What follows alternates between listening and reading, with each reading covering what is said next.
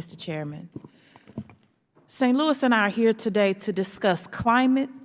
Today we're going to examine the Department of Energy's proposed rule on conventional cooktop stoves, and more specifically, its de facto ban on gas stoves.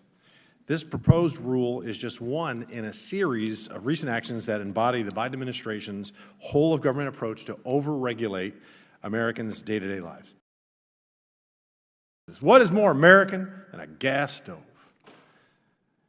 And not just gas stoves. It's also targeting dishwashers, refrigerators, water heaters, furnaces, and even air conditioners.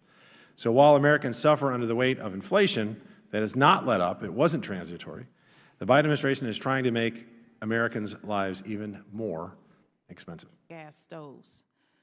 I wish my Republican colleagues were as concerned about Black and brown communities on the front lines of our climate crisis as they are about an appliance.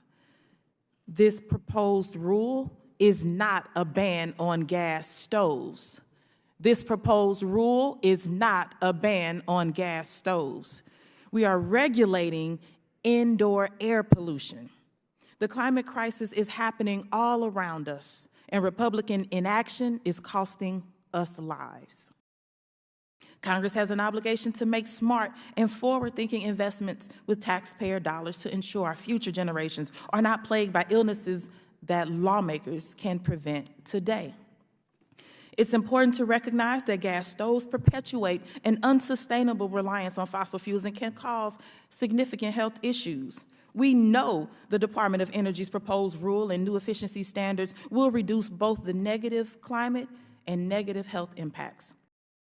So it's no surprise the Republicans are against it.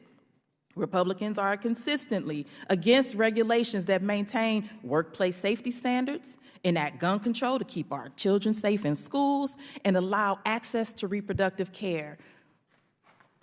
These standards are not a ban on gas stoves, but a way to move the nation forward and reduce health and climate risks to people and our planet while giving consumers more information and more options. Do you solemnly swear or affirm that the testimony you're about to give will be the truth, the whole truth, and nothing but the truth, so help you God? The natural gas industry is ready, willing, and able to support cost-effective, consumer-friendly efficiency measures that are economically justified and technologically feasible. Unfortunately, DOE's proposal is an attempt to remove a large portion of natural gas cooking products from the market that would result in nominal energy savings and limited cost savings. Make no mistake, there is a war on natural gas, and it is extending into our homes and into our kitchens. In sum, I'd like to emphasize that this hearing really isn't about what kind of stove is better or which kind of energy source is better. It's about who gets to decide these things. And on this point, I think the decision should always rest with the homeowner and not the federal government. And let me be clear, there is no ban on gas stoves. This argument is a red herring. DOE does not have the statutory authority to ban gas stoves and has not made any such proposal. If the proposed standard is finalized, consumers would continue to have a wide variety of gas stove models from which to choose. The proposed efficiency standard for gas stoves would benefit consumers. About half the gas stoves sold today already meet the proposed standard.